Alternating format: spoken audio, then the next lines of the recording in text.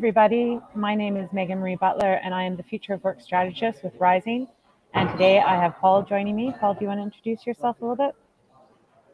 Sure. Thanks, Megan. Hi, guys. My name is Paul Rose. I'm our consulting director for EMEA, and been with Rising maybe about 10 years at this stage. So working primarily with clients looking to, I suppose, transform their employee candidate experience and predominantly with SAP SuccessFactors. So yeah, looking forward, Megan, to a good discussion today, some questions and getting into it. Fantastic. So today we are here sharing a bit about some research we have done at Rising. So a bit of background to our conversation. I guess it's over a year and a half ago now, we started on a project where we identified that clients were struggling to understand how to maximize their investment into their HRS system to improve their people analytics capabilities. And we recognized that part of the problem was that clients didn't have the ability to do the self-assessment required to know where their challenges were and how to fix them. And it was taking long conversations on our end to figure out what those challenges were. And we didn't always really know if we were making meaningful change. So we created what we call the PAMA, or affectionately also known as the People Analytics Maturity Assessment.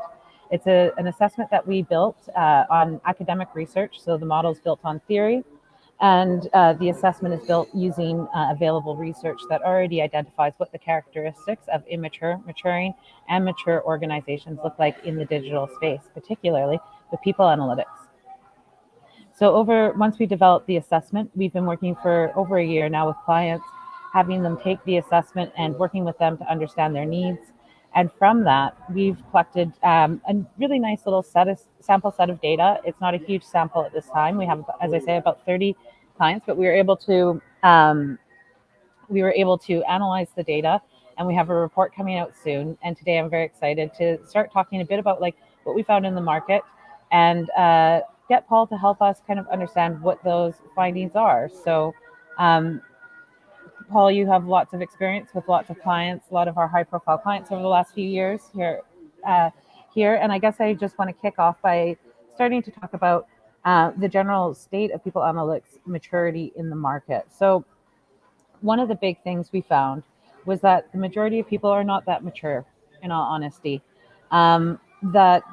That when we look at the spread of findings, that most organizations are pretty much at the low end, fairly immature, and very few are really kind of getting to that really high mature level. And what do we mean by that when we're saying immature? Is they're kind of saying like at a foundational level, they're still struggling to get their data together. They're still struggling with their metrics, and they're still struggling to find that value from their HR technology investment, particularly that investment to the HRS system. So what our data suggests from our assessment is that why organizations are likely struggling is because of the main barrier focused around leadership and organizational structure. So Paul, when you think about the market and you see organizations struggling and you hear that data finding that organizations that are struggling are likely facing a barrier around kind of like leadership, education, awareness, and that organizational structure that supports that investment into analytics. What do you see? What does that look like in the market? Yeah, it's an interesting topic, Megan. I suppose what I see primarily is often organizations, they realize they need to transform, they need to move to a cloud solution on premise, and they're committed. They're committed in that, let's say that early, maybe 18 months to 36 months of investment, quite often can be quite challenging projects, a lot of process alignment, solution design, global templates. But then there can often be that pause, and in terms of the lack of investment that follows that project is key, because these initial transformation projects, a lot of the work is around process, solution design, change management. But then where, in terms of getting that results, the net results, that's where the continued investment has to take place. You have to invest in data integrity, really understanding data definitions, especially with the types of organizations that we work with. We see that as really key, because often some of the challenges that I see is, a certain data field can mean one thing in Australia as it can mean in the UK as it can in Canada. So it's often that that understanding of the data, even even before we begin to look at reporting analytics, it's often just understanding the nuances within the, in our case, SAP SuccessFactors, but I'm sure it's across the board if you look at Oracle or Workday, etc. So I suppose that's an area that I'm particularly interested in as well.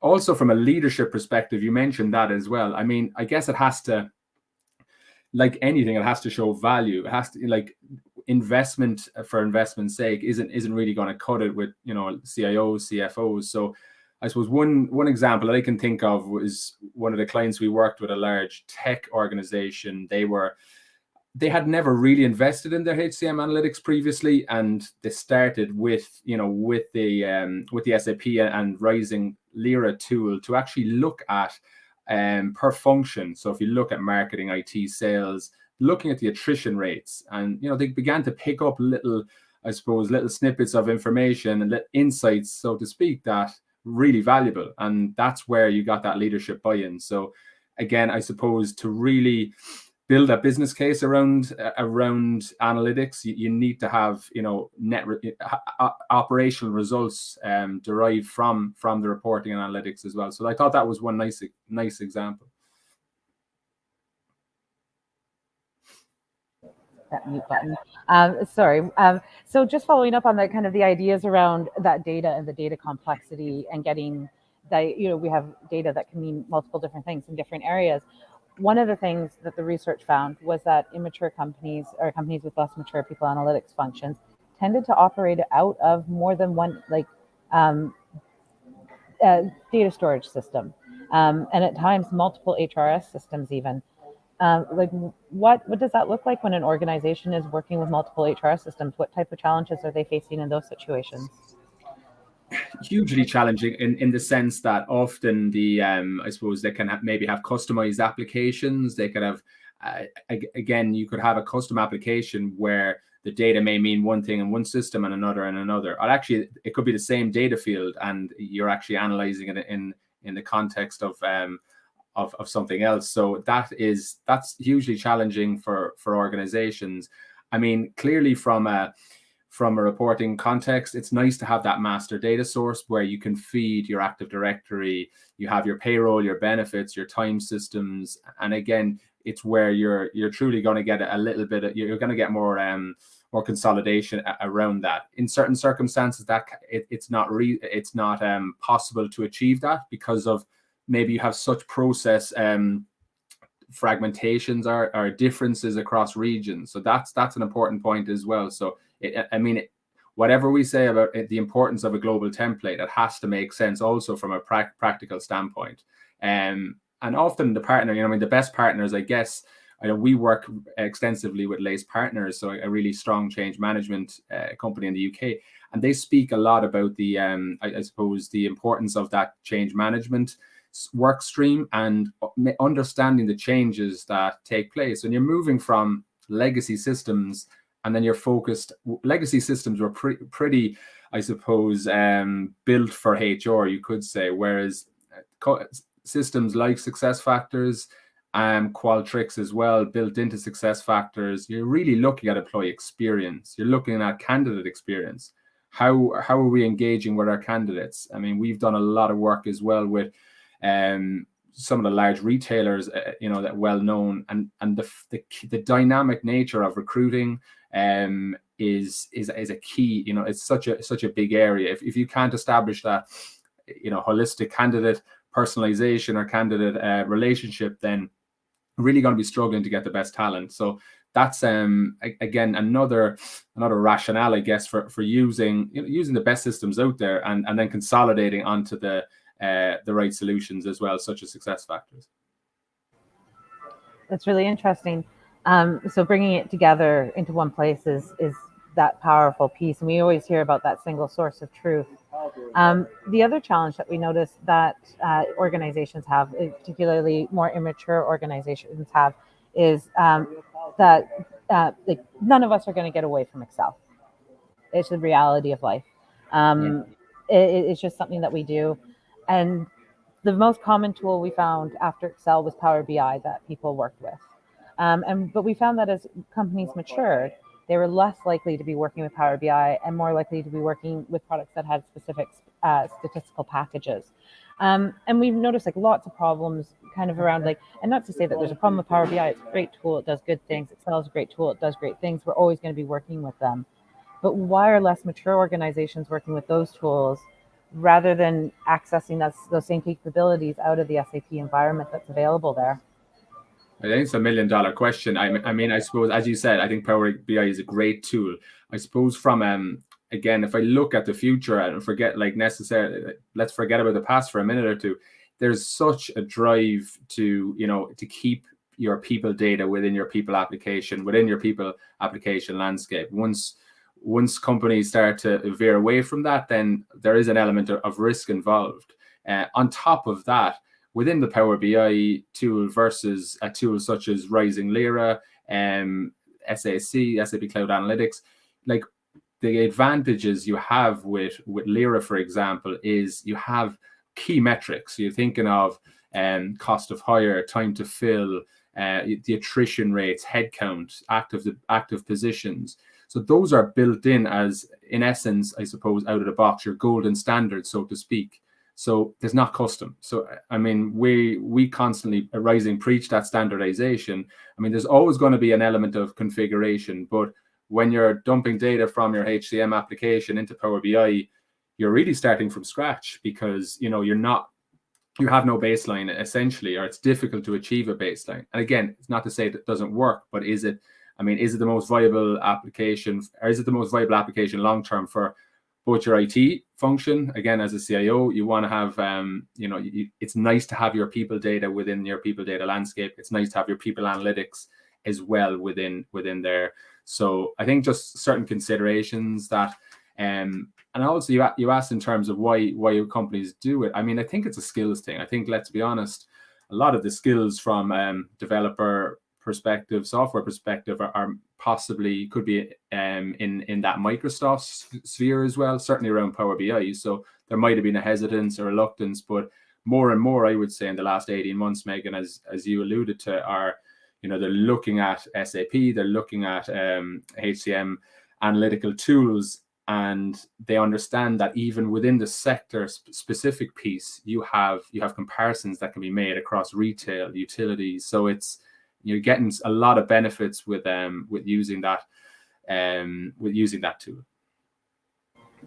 So we kind of like touched a bit on this. Like it's an interesting topic with products like Lyra that's bringing more data, more accessible data, or more standardized data and analytics into teams, especially because we're seeing a definite growing demand for people analytics, particularly coming from the C-suites and executives asking for more data. Sorry, lost my train of thought there. As we're seeing these functions mature, they're starting to face newer challenges as they're starting to find value from that investment. So, organization probably has, when they've started to get their data sorted, now they're having a better idea of metrics. Yeah. How is data helping HR professionals in their role, really? It's and this is I mean, I suppose something we see every day. How is it helping HR? What I'd like to perceive, and what I've seen certainly in maybe the last 18 months, is it's not just HR, it's the business, and that's probably, again, back to that hesitation and reluctance that we've seen in previous years, that it may have just been perceived as HR data. And if you have 5 or 6 custom applications and you maybe have one tier 1 and a tier 2, then, I mean, to be fair to the rest of the business, you can understand why it's probably not considered as critical. Where now it has to be. The people data is the most, I think so much of the research has shown us that people data is key, and it's certainly the investment around even HR tech startups. You see that level of investment there as well is absolutely, it's huge. So I think where it can benefit is a trust around the data integrity, around the data source. I mean, a big area for us is and where SAP have invested hugely as well, is around that skills area, I would say, and the future workforce. So planning around the future workforce skills piece. I mean, certainly even as a professional services organization, we're constantly looking at, okay, what projects are coming down the track? Do we have the people? Do those people have the skills? And on top of that, when we work with companies, we're now at that, I would say we're on that curve on the way up, that it's companies realize now that skills are, an integral part of an analysis and development and growth. And where SAP have nicely, I suppose, joined that, have a joined up strategy there, a joined up approach is around the learning journeys. So, if I'm in marketing, if I want to develop a career in marketing, that I have those marketing learning journeys. I see those courses, those key conferences. Everything is I suppose focused on personalized development, personalized growth. And I know Donald Ross from SAP has spoken a lot around that topic as well. So that's kind of the exciting area, I would say, in terms of the last 6 months. And actually, it's amazing to see how many demos we are doing around that area. Even in the last 6 weeks, I think we've done maybe 5 demos, just because you're speaking to those HR and HRIT decision makers that are, they realize maybe they feel they're a little bit behind, but honestly, I don't think they're behind. I think it's just the start of a journey to get to that skills, if you want, skills transformation, and where every company is looking at their employee skills and recognizing that we need to constantly invest. And from an employee perspective, which is probably even more important, they need to constantly be developing. And it's not on the company, it's on the company to put the development needs in the hands of the employee, but it's still on the employee to develop, take those certifications, understand in terms of, again, some of the newer AI tools, machine learning, things like that. So that's really the nice part of what we see of in the market today. Yeah, it is interesting to see that shift towards skills, and for me, I think it's that for me, when I'm looking at the market, I feel it's that positiveness that can come to HR, where we're not talking about people anymore and what we look like, or what school you went to, but what skills and what you're really bringing to the table, and let's just make it a meritocracy and focus on that. So that it's good to hear that the market's responding to that as well. Yeah. So as organizations, so like, and thinking about it in like the maturity assessment, we actually have organizations that work with people skills, or but with skills as one of their metrics, and in there as at a level 3, we find that they are kind of at that middle level of maturity, which few organizations are at, and very, very few, if any, are really beyond that. So when we think about organizations kind of at that higher end of maturity, they've built that strong foundations in data, they've built those metrics, they've got their systems worked out, they've got the reporting down, they've probably got some really good automation in there.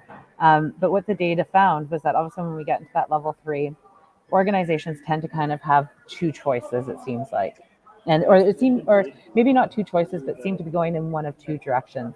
The first direction is a continuous improvement direction towards people analytics. So it's almost like they loop back around and start looking for more ways to improve, more process alignments, and kind of like, how can we collect, as I say, skills data, doing more experience management through Qualtrics and things like that, and kind of that continuous improvement cycle, where there seems an alternative path, which is moving more into predictive analytics, working with finance, operational data, and moving into more of that business level strategic analytics that have a wider impact, more focused on strategy rather than kind of focused in that HR and the experience area. Both focus, both equally valid. But we're kind of like the research, and I guess this is something you can't see from data, is that what we see is that it seems there's 2 paths. In practice, is there 2 paths, and are people forced to choose one or the other? Are they taking both? Are they unaware of the other path? Like, what do you see that playing out as in practice? Yeah, it's an interesting area. I think you could probably sit here for hours and get a lot of different people on with, I suppose, differing opinions here as well. I think I don't see necessarily 2 paths myself. I suppose I see it as some, like, if you take that point of and it's probably back to the original around HR data being business data and being operational and finance, etc. Like, if we are talking about the predictive analytics piece, and certainly around workforce planning, like if you look at maybe retail environment, like you certainly need the HR people side and the operational business side with finance as well aligned. And around total workforce management systems, you see companies like WorkAxle now, Workforce Software. So there's such such an investment there, just like the HR applications, employee experience systems, whatever you want to call it. There's, I think that a lot of that is about recognizing the availability of resources, their ability to do night shifts independently, things like that, and from a manufacturing standpoint, retail. So it's more than just that one unified view from a HR viewpoint. It's really HR working with operations, working with finance to make sure, both from people, time, and payroll perspective, as well as the endpoint, that it's all working pretty seamlessly. And again, every company has its challenges, whether those challenges be quality of data, quality of process, quality of the actual solution design. And I think actually around those 3 points, I mean, the more and more, probably most of the projects we've done in the last 12 months have been around that, coming in and just doing an optimization for maybe 6 to 10 weeks around what's been implemented. Because a lot of the companies, I can think of two off the bat, one marketing agency and one other retail client, that they invested considerably in the initial project, but hadn't really kept up to speed with the upgrades. They hadn't tangible business data rules in there to say, if a person is in X division or X business unit, they should be in this job function or this pay grade. So it's, those controls that are available, because SuccessFactors is such a powerful system. And that's even just the standard. That's the standard cloud. That's just pure configuration, not customization. So it's that's what I see really in terms of the growth, I suppose, around HR and workforce management investment as well. And then we talked about Qualtrics there a little bit. We have the candidate experience piece. We have employee experience. So, when employees, we can actually gauge their sentiment, their feelings around, let's say it's a recent company announcement.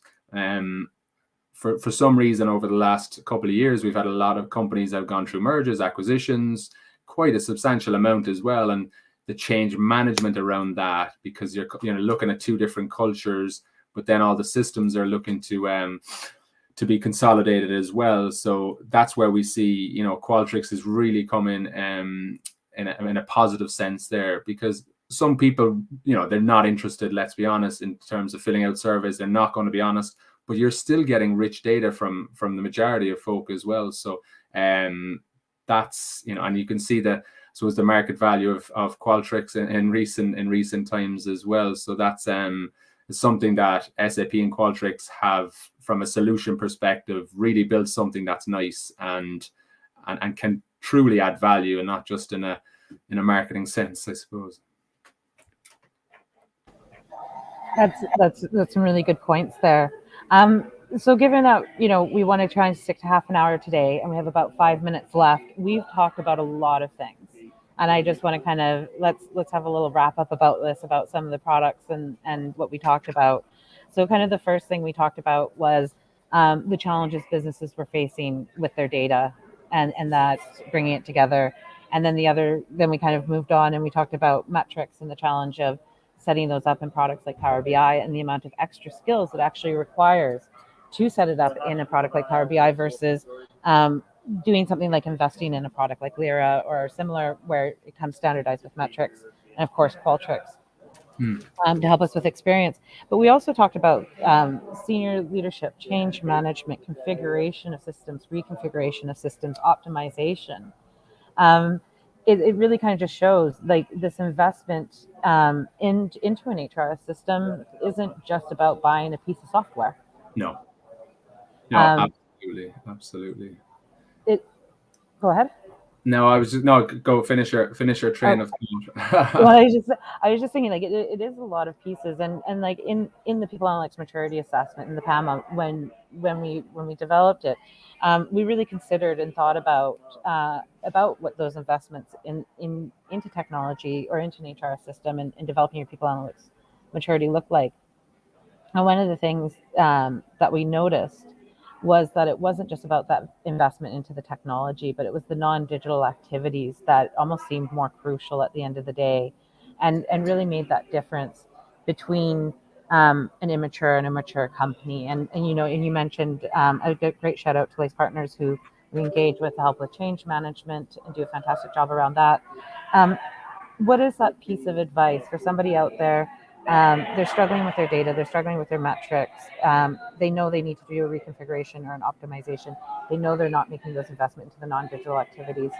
What's something they can do now? What's like some of those first steps that they can kind of engage with? Is it? I know I don't want to say like take the assessment; it's going to help, but what is going to help people get started on this journey and find those improvement spaces that they need and to know which one to select. Yeah, no, what I think the PAMA has been a great foundation, because even though, let's say, I mean, I speak from my own experience, even though I had that perception around maturity, I suppose the PAMA has solidified that in terms of, like, often felt, companies can be, at the early stages of maturity and are on the way to high maturity from an analytics standpoint, but maybe stop the investment or reduce the focus on that, and maybe the focus comes onto something else and it moves on, which often we see at large enterprise organizations. I mean, what can companies do? My old boss, I recall, like in Kerry Group, Steve Sikora used to say, process trumps technology, especially if the process isn't working. I mean, if there's issues with technology, you can probably, bet that there's issues and a lack of clarity around process, around who, what should the employee self-service look like, manager self-service, things like that. So I would say that is that's a key area. From a solution, I would say take the PAMA, because at least the PAMA is obviously free, but it's giving you an insight in terms of where you're strong and where maturity levels are weak as well. So I think that's what's great. And also within our within the Rizing organization as well, where we're pretty well versed in those optimizations, which again might just take 6 weeks or so, and we can just, without making any change in the system, look at possible optimizations, look at improvements around workflows. Often you see maybe an excess of approvers in a workflow. Again, back to the point around the data, do you have certain business data rules to kind of to safeguard reporting, safeguard analytics then as well? So I guess bring it back to standard as well. I mean, SAP have created such great documentation around leading practices. If you're, as an organization, are not adhering to them or not following them at a general sense, again, it's probably the 80-20 rule, but you'll understand you then need to maybe roll it back a little and just start using the system the way it's intended. Again, we've had some clients that have wanted to silo the system around role-based permissions, around reporting, around solution design, and you can always make it work, but it's just the increased cost, the increased maintenance. Is it actually viable? Increased complexity around reporting and analytics then comes in, hence why you may need to use a Power BI, etc. So it's all interesting topics. Megan, I don't know, I'll leave you have the last word or two. I mean, you have such experience from a change perspective and from a customer perspective as well. Yeah, no, thank you, Paul. Your insights were fantastic today. It's always really fun to be able to do, to analyze data, look at something across the market. But then, it's just an average. And sadly enough, I dated a physicist, and he taught me a joke. If three, what was it? A physicist, a mathematician, and a statistician, if I can speak today, go hunting. The physicist takes the shot to the right, misses by a foot. The mathematician takes the shot, misses to the left by a foot. And the statistician goes, "Look, I made it." And we live in a world of averages, and and data is complex to analyze. And it also, like the anecdotal story of World War II warplanes coming back and trying to figure out where to reinforce them, where they wouldn't go down. And what most people would obviously think of is like, oh, look where they were hit and reinforce that. And it's like, no, because those are the ones that survived. We need to look at where they weren't hit, or and reinforce those, because those are the ones they were hit there and didn't come back. So it is like really, it's complex understanding data and really drawing meaning out of it. So thank you so much for your time today, to help bring to life the report that we'll be releasing in the next week or so.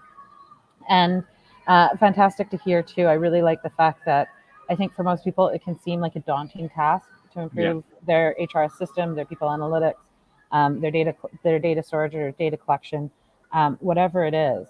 But I think both of us pointed out, you can take the PAMA. It's free. It's easy. It gives you an assessment. You can engage in something like a optimization or a really easy low key project for a few weeks and get a lot of meaning and value out of it. And it doesn't always mean a huge investment into technology. It can mean improvements in your own projects, or in your own programs, process improvements, simplifying things. It doesn't need to be always complex, that we can do a lot very simply. So thank you so much for sharing your expertise today, Paul. I hope we get to do it again soon. Good chat. Talk soon. Take care of yourself.